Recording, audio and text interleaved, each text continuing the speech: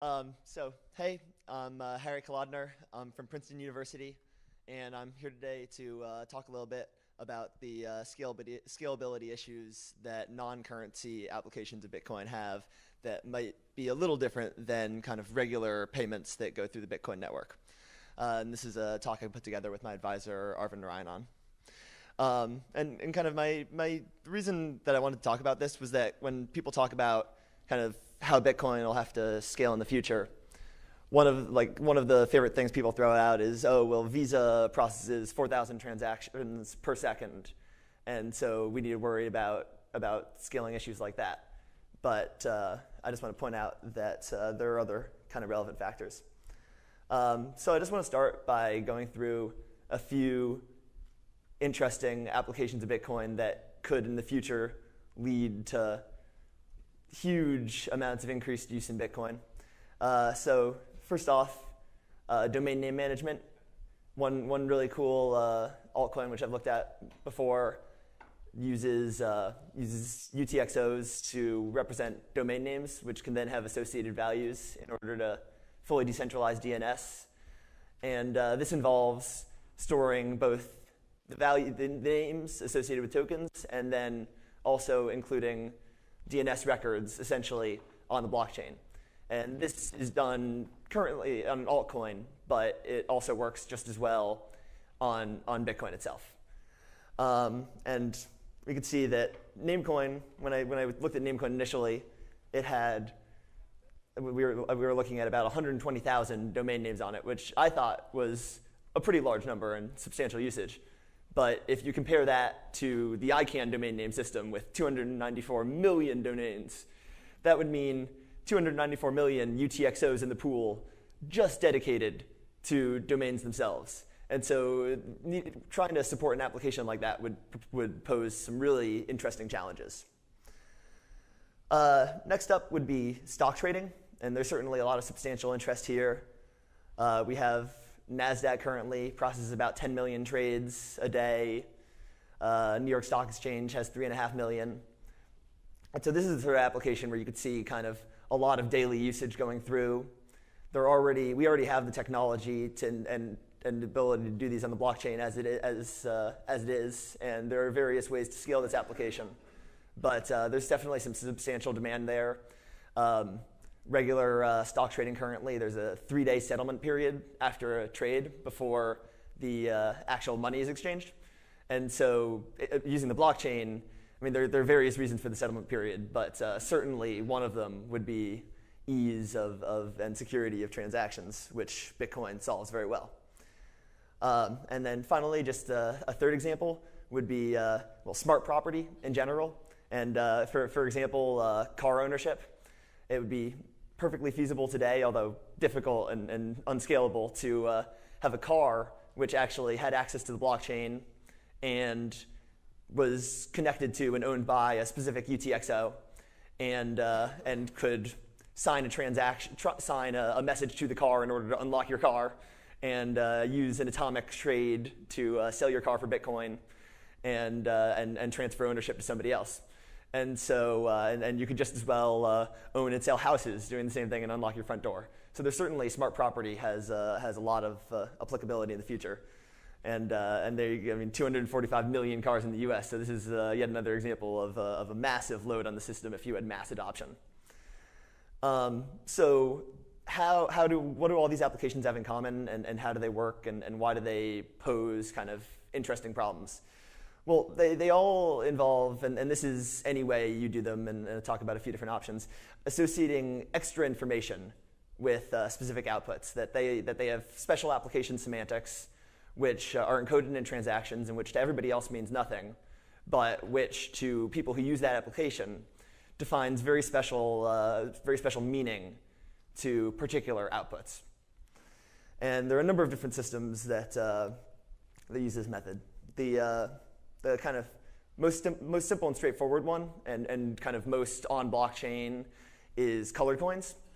And there you have all information about the colored coin system being available in transactions. Everything you know about the system, everything you gain from the system is stored right on the blockchain. And there's some other protocols like Counterparty, which operate with the kind of quite different system, but operate in the same way of storing all necessary information on the blockchain. Next up, we have Blockstore, which is an interesting compromise. So in Blockstore does turns the blockchain essentially into a key value database. But the insight there is that you don't really want to load the blockchain up with all of the value data. You may want to include arbitrary large values. And so what they do is that instead of putting the value in the blockchain, they put a hash of the value and then use a distributed hash table off-chain in order to actually store the values.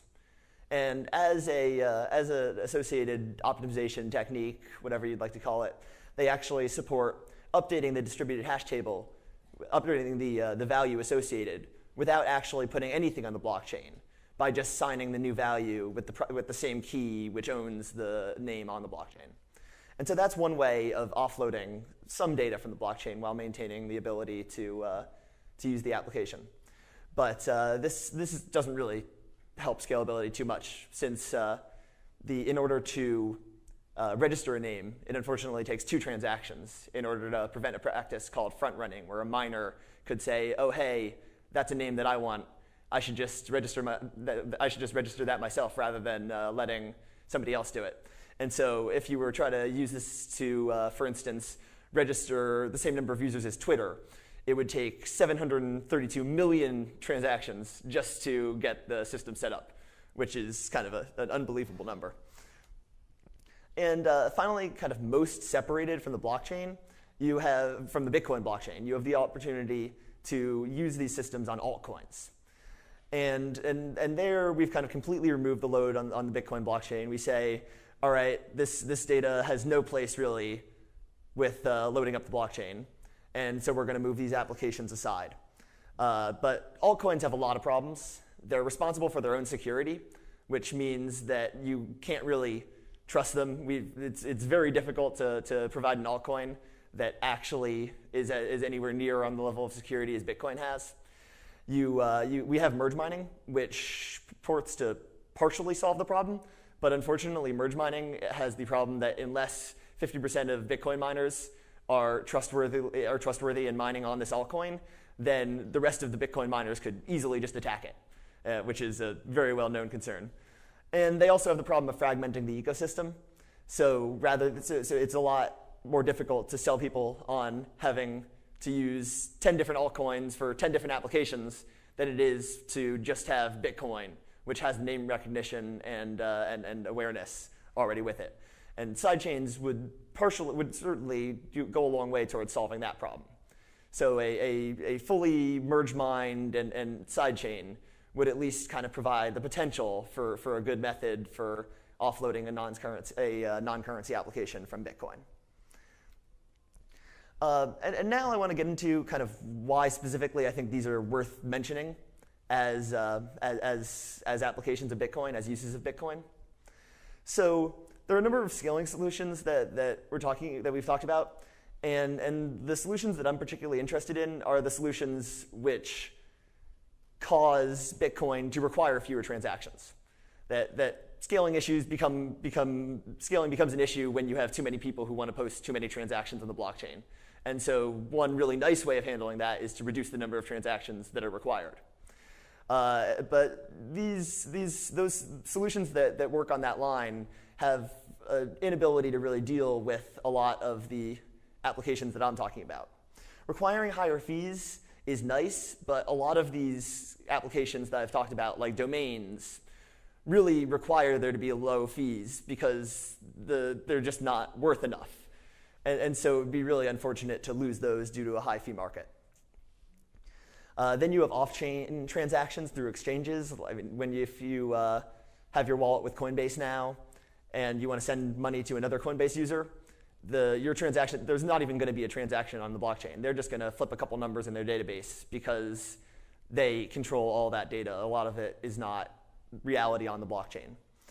And then you have the Lightning Network, where we can not require that more transactions actually show up on the blockchain because they are being sent through micropayment channels that are already open. But unfortunately, a lot, especially the second two solutions, going through exchanges and using the Lightning Network, depend in a large part on the fungibility of Bitcoins. When you use the Lightning Network, the Bitcoins that you send out, or the colored coins that you send out, are not the same coins that the person you're sending to receives. And so the Lightning Network can work quite well for applications like stock trading, where as long as you can relay through a connection that has the ownership over the same stocks, it will be perfectly well supported. But it will never work for something like car ownership or domain names, where you're really dealing with assets which are completely unique, and where fundamentally there has to be a transaction on the blockchain in order to update their status. So takeaways from this talk, why did I think that this was worth talking about? Well, non-currency applications are really primed for an explosion. I think that some of these applications could be a huge draw for users to Bitcoin. And these are the sort of applications that could have extreme network effects for kind of building up and having large people going. And I mean, look how quickly Facebook blew up when that started getting popular.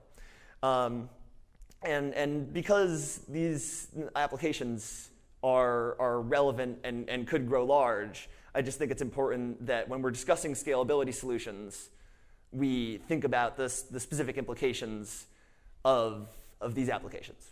So thanks for your time. Yeah.